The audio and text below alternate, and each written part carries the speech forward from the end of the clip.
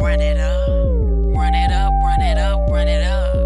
Ladies, run it up, run it up, run it up, run it up. Big girl status, I got big bags. Plus all my girls thinking we got hella cash. So drop a couple dollars on the floor. Desert Talk, special guest with us today.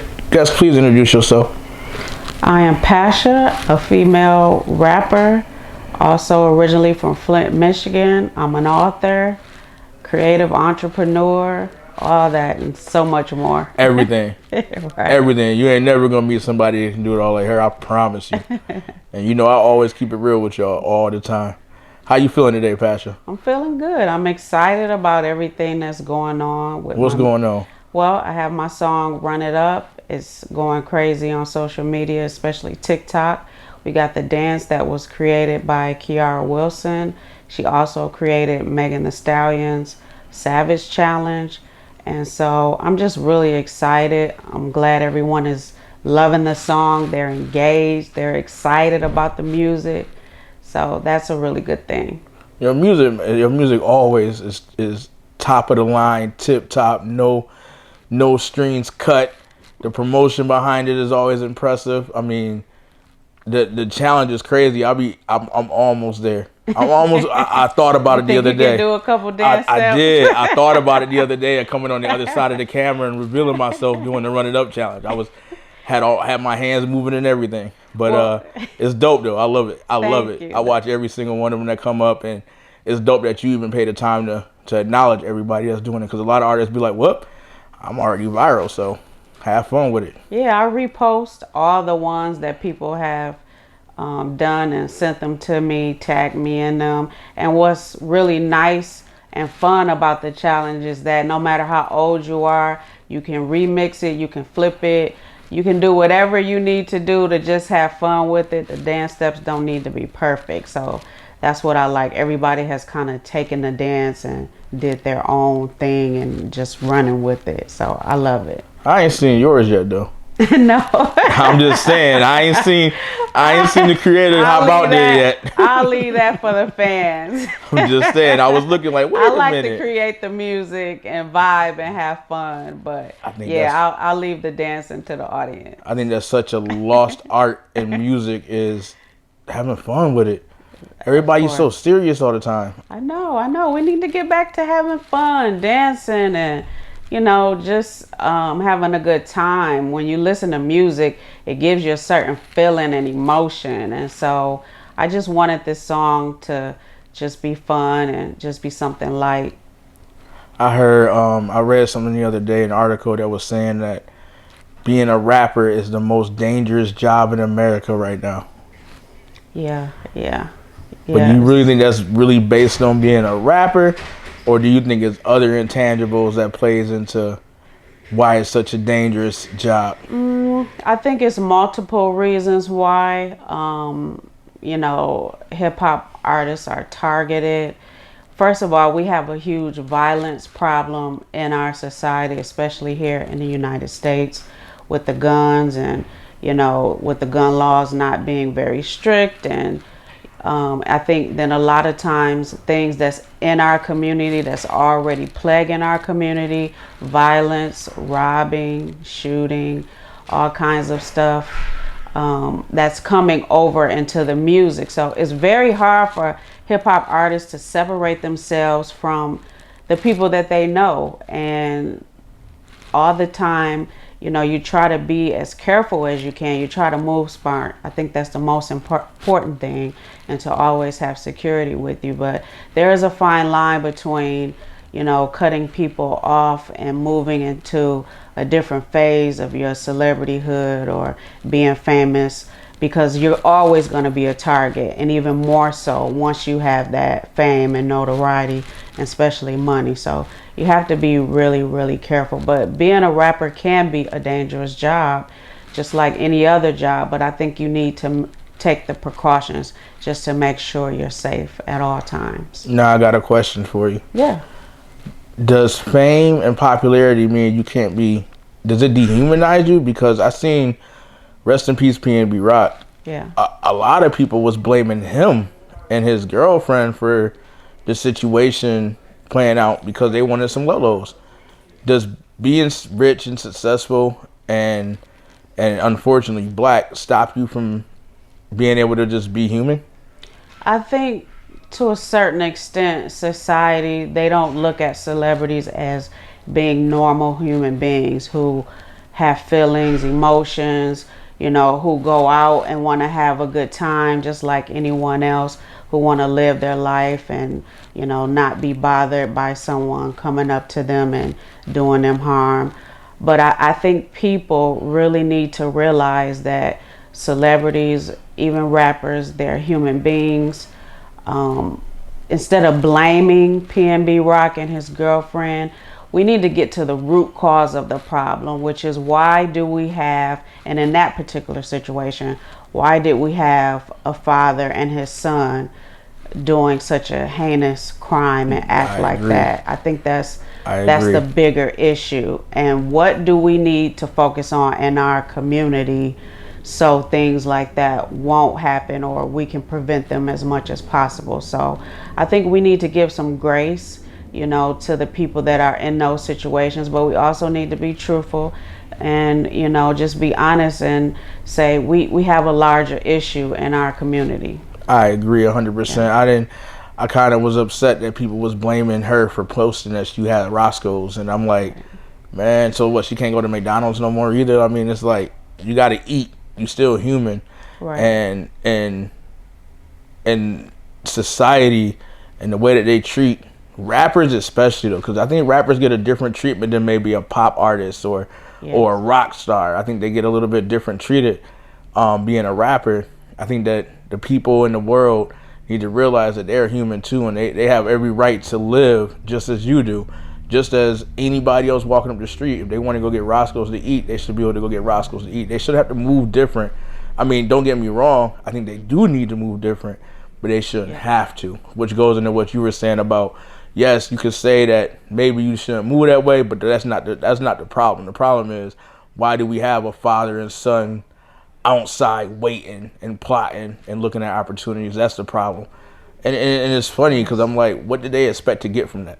Yeah, I agree. And eventually they got caught. And they always get caught. And that always happens. So what are you really going to gain from anyone or a rapper? You're going to be found, and then you're going to go to court and have your day in court. So I think it's just very important for us to learn from the situation after we mourn, and we really just start moving strategically and just make sure we're always protected. Do you think that we learn? Because I feel like sometimes these situations happen and we talk about something and these movements start and then it just kind of goes away. I get what you're saying. Yeah, sometimes I feel like all of us, we can get too comfortable. You know how you get too comfortable after you've been in a relationship too long, you've been at your job too long, you kind of start to slack. How you go out and move about, you start to kind of slack. But you just always have to be on your P's and Q's. And it's sad that it has to be that way, that always has to be in the forefront of your mind. Like, do I have security? Are my trucks or cars bulletproof? You know, who's at my home when I'm away, and who's with me while I'm traveling? Do I trust all these people? All those types of things. And I know it's hard to be in that mode and that mind frame of thinking all the time, but you just have to be, especially when you're a celebrity and when you're a rapper. I think that's horrible to have to be that way. I do too. But I think that we need to get along from that, and we need to get back to the fun, like you were saying. We need to get back to the fun. I think when you see someone who's made it, you should celebrate it, because I don't know if you said it, but let the people know where you're from. I'm originally from Flint, Michigan. Man, I done heard some stories from Flint. Now, you know personally that my big OG is from Flint, and every story that he tell me in the same way. Yeah, I got some stories too. So Flint is growing up in Flint, I had the best times and best memories, but it was also a very dangerous place. Horrible. And so, horrible from what I'd heard. Yes, and it's like you don't even know it because you're living in it. I just remember us when we were young, really young, going out to clubs in Flint, and people would be shooting inside the club. And then the very next week we would be right back in there. And then the same thing would happen over and over. It's like we had nothing to do. We had nowhere else to go. And it was always something going on in Flint. I'm just grateful that I was able to move out of Flint and just, become a very educated person, always about my business and, just having other goals and dreams. And I always pray for my family and friends that's still there, because it's still a very dangerous and it's a very poor city. It's a lot of poverty too in Flint, unfortunately. And being from Flint, coming over here to where we at now, do you like it better here? Do you miss home? West Coast. I love the West Coast. I always wanted to live on the West Coast. One, because of the weather, of course, and just the opportunities. I miss my family and friends more so in Michigan. But like I said, I had a lot of great memories there. But I love being out here out west. It's really been a blessing. And the people that I've met doing music, the creatives out here, the studios that I've recorded in, my engineer, shout out to him, Jeff. I met him out here, Anonymous Films, of course. I met you guys out here. So it's really been great to link up with other creatives and collab. That's what I like it out here too. It's just a melting pot of culture, people. Absolutely. I don't feel like being from the East Coast, like you see a lot of segregation out there that you don't see out here, and I love it. I love it. It's funny that being from Flint, with the Flint connection that Anonymous Films and Pasha has, that it took to come out here to meet each other. That was interesting as well. Yeah. But I mean, we gonna get back to the fun. I want to get back to the fun, and we're gonna use Run It Up as a pedestal to help us get back to that fun part of music. Sounds good. Because every time I read a story in the paper, it's never positive. I mean, I guess, I don't know if you heard, but you heard Puffy just had another baby. Did you hear about that? Man, it's so much stuff going on the internet. Like, I can barely keep up. It's too many. He just announced it today. He had his posts. 5th kid. He kept it a secret. Well, congratulations to him, and he's got the money to take care of as many He can have children as many kids wants. as he wants. And they all millionaires. You're right. So shout out to Puffy with his 5th kid, man. I hope I'm still popping out kids when I get Puffy age too. No, I don't. I'm done. But it would be interesting. You know what I mean? Right. But I mean, just every time I read an article, it's never nothing positive. It's always, oh, did you hear such and such did this or such and such did that? And I want to get back to the positive. I wish the blogs would focus more on the positive, because we see so much negative, like, we see Krishan and Blueface fighting. I don't like that. That regardless if they're doing it for a check or TV or their reality show, it doesn't send out the best message. Now, am I the perfect role model? Have I always done everything right in my music? No. But I think there is something important to say when it comes to just making sure we don't promote. It's a difference between talking about something in your music, what you've experienced, what you've seen other people experience, versus promoting. I'm not for all this, ops and all that. I'm not with that kind of music. I think that's a very dangerous agenda for us to push to our people. And for some reason, some people can't separate entertainment from the real world, from reality, and a lot of young people can't. So I'm not with all the negative stuff in the media about hip-hop artists, whether it be their personal life or antics they're doing or clout chasing that they're doing. I think we need to get away from that and get back to the music. I think the music is so forgotten. I'm happy you're getting us back to the music. And it's funny because as someone who's seen your palette of music, you go there sometime. You can go there. Yeah. What's crazy is my most streamed song that people hit me up about, is this song I did called Never Put My Trust in No Man.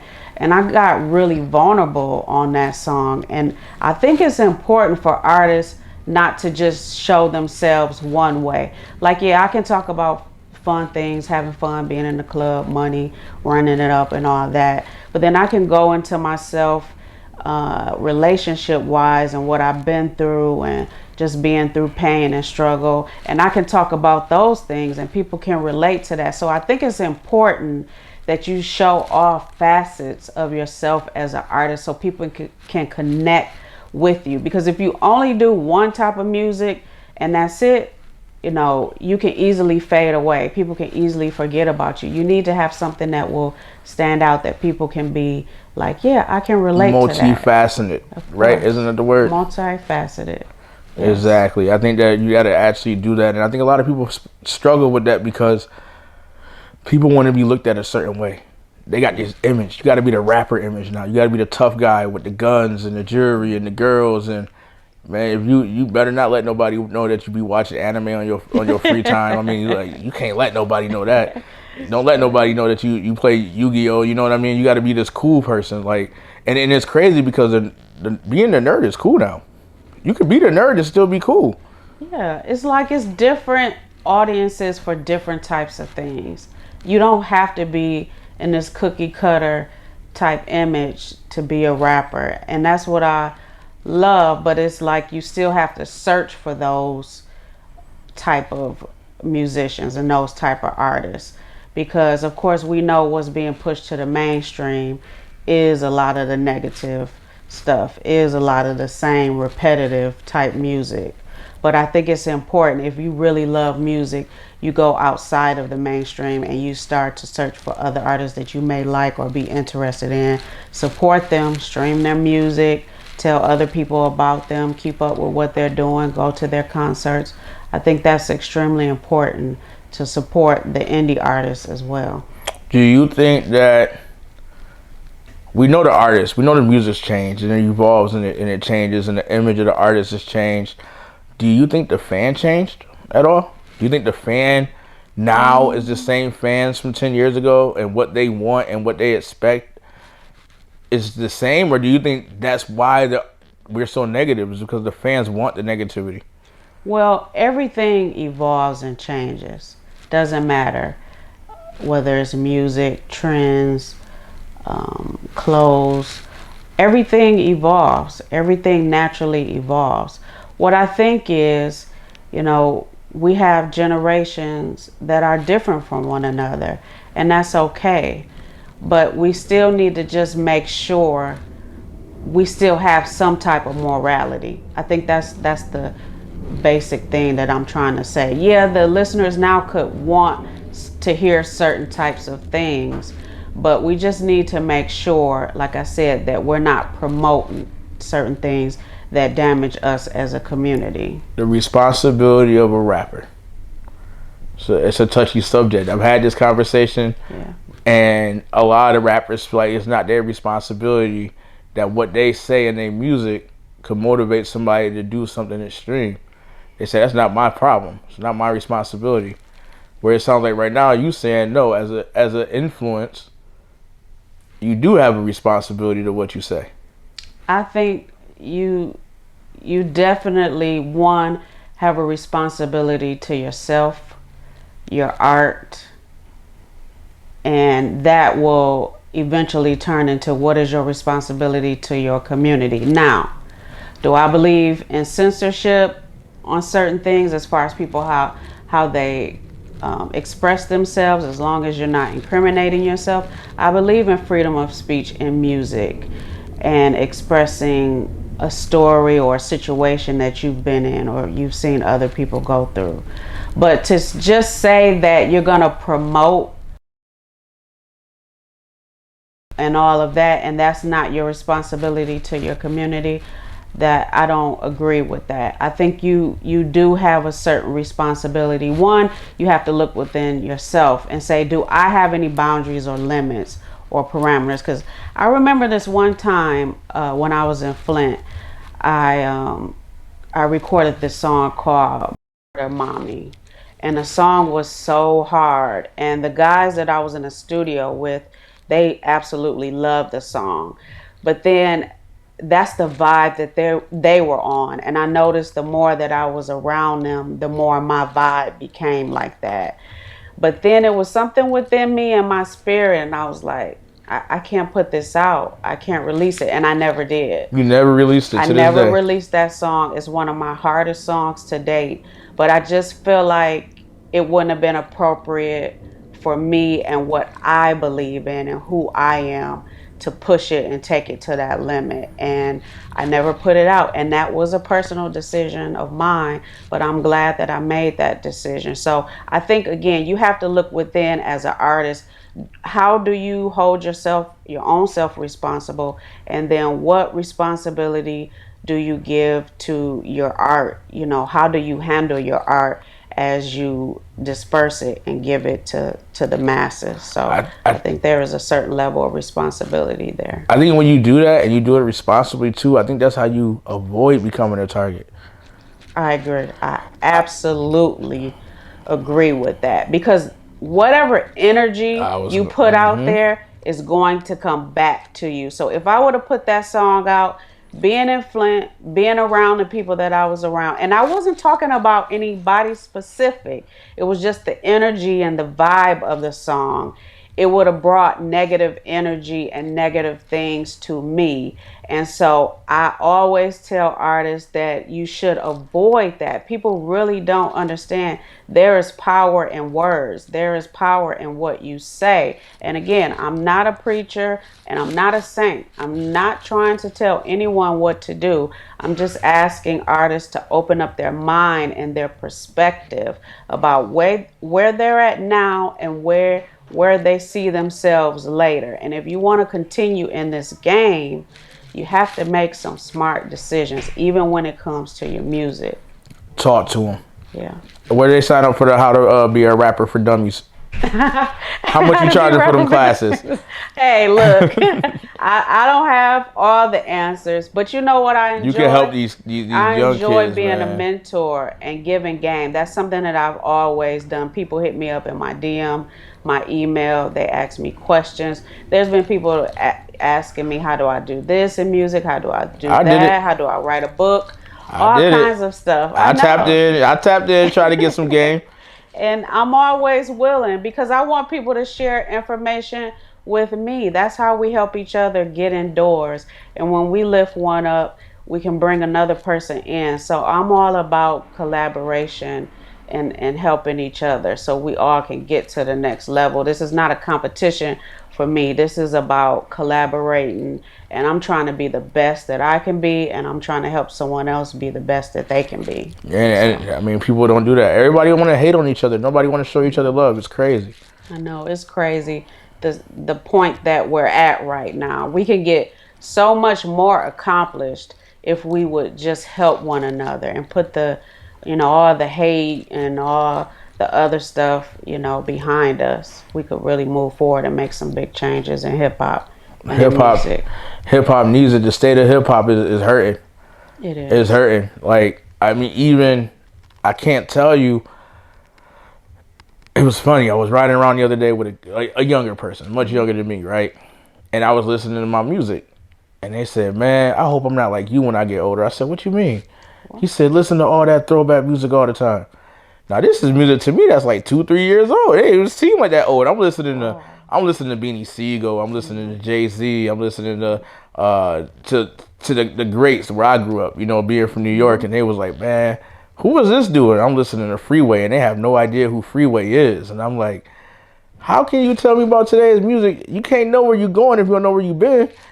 Absolutely. That's the thing about hip hop. Like any other genre of music or any other part of history, you should learn about the forefathers in hip hop. You should learn, how hip hop was started and some of the challenges that they went through. I think that's a bigger issue in our community, about respecting our elders, respecting the elders in hip hop from previous years and generations. Our culture don't respect the elders, Our culture, we need to get back to respecting, our fathers and people who really created hip hop. I think that's important. I don't know how you can create something and you don't look back to the past and learn from that and apply it to what you're doing now so you can be better and greater. That's something that I really don't understand. I love all types of music genres. I like to study music. I studied classical piano when I was young. I played piano, I played the flute in the band. I've just always loved every type of music. So I just think you're doing yourself a disservice if you don't go back and learn about the history of the type of music that you're doing right now. Who are you listening to now, though? So right now I'm listening to Jeezy. Okay. I love Jeezy. I'm on that Dave East. I just love Dave East. He's just a raw lyrical rapper. He's one of the people I think I would have thought with the hype that he had coming out that he would be a little bit farther, but I like Dave East. I think he can rap. I think he's holding on to too much. He holding on to something that's stopping him from going full commercial.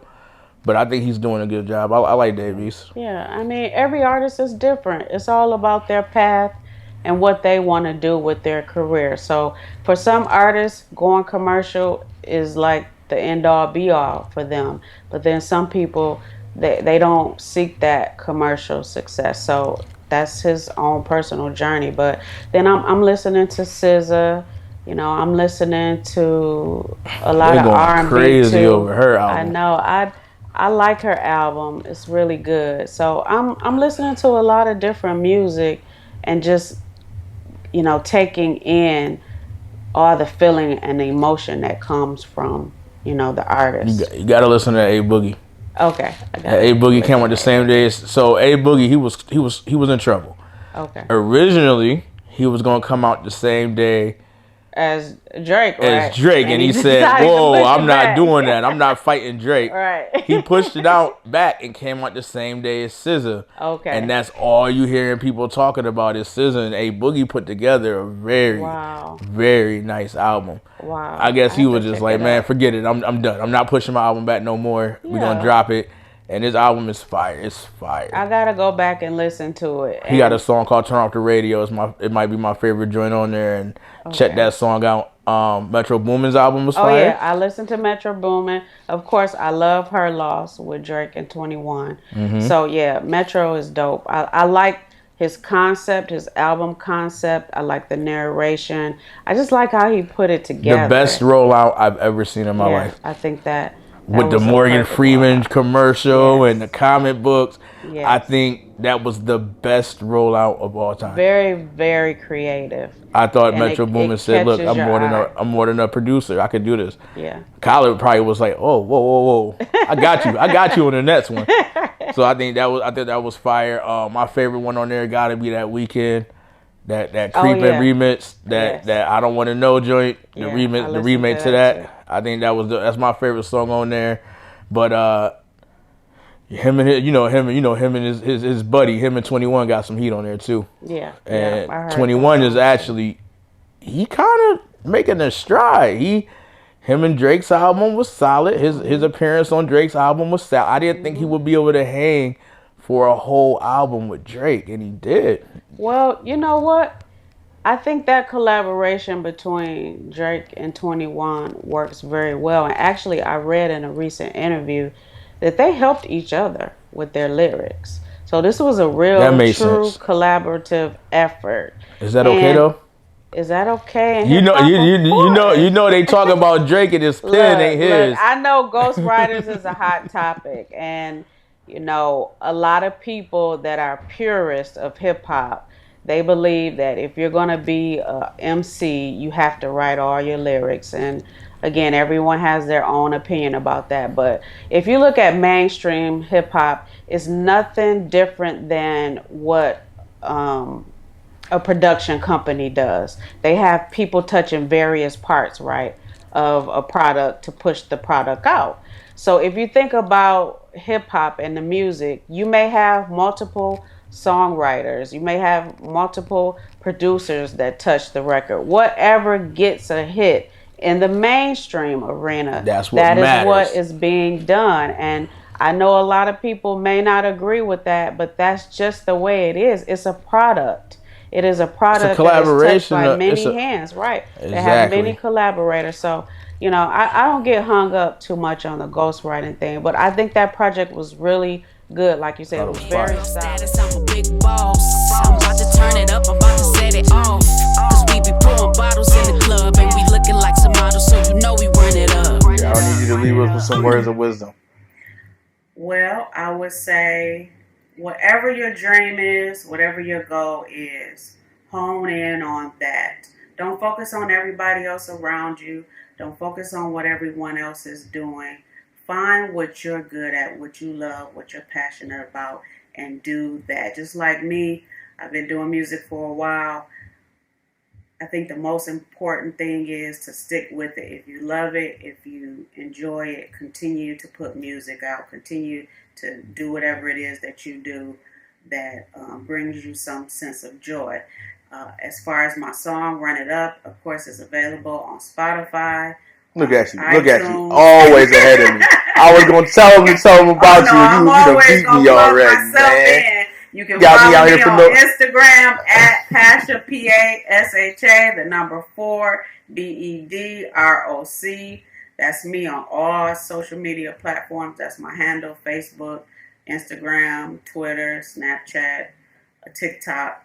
So yeah, all my other music, you can check out my whole music discography. I have tons and tons of music on YouTube. And so yeah, check out all my books as well. I have 2 books. You can get those on Amazon. My book, Through the Scars, Rising from Cancer, and Living in Remission, A Survivor's Story. I am a cancer survivor, thank God. I wrote 2 books during my journey with cancer and after cancer. So you can check those out. If you're out of the country, you can buy the book on bookdepository.com. And you can also get the book online at Barnes & Nobles if you don't shop on Amazon. Yeah, you know what? I was going to say, I done seen a lot of interviews on this one. You know, we're going to talk about, we just going to have a conversation. Yeah. We know you smack cancer in the face. So, you know what I mean? I know it. They going to know it. They done seen you before and they didn't. Now they know you done smack cancer. And if they want, I think they should read about it because it's gonna be it's some wisdom in them words. So you listen to Pasha when she talk, y'all. Thank you. It's a blessing. I'm grateful to still be here and to still do what I love. And like I said, whatever anyone is going through, don't give up. Keep going. I'm a living witness of that. And so whatever you do, believe in God, believe in yourself. You know, love your friends and family, and protect and enjoy your life while you have it, while you're here. Desert Talk.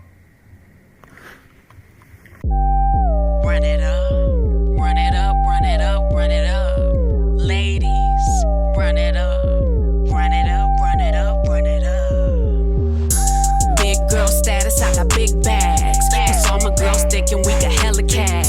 So drop a couple dollars on the floor, cause we the baddest chicks when we stepping in the dough. Big girl status, I'm a big boss. I'm about to turn it up, I'm about to set it off. Cause we be pouring bottles in the club and we looking like some models, so you know we run it up. Hottest little baddie that you ever seen. And if you talking cash, you gotta spend. I like my money green. Take you to the crib and bounce that like a trampoline and throw it in.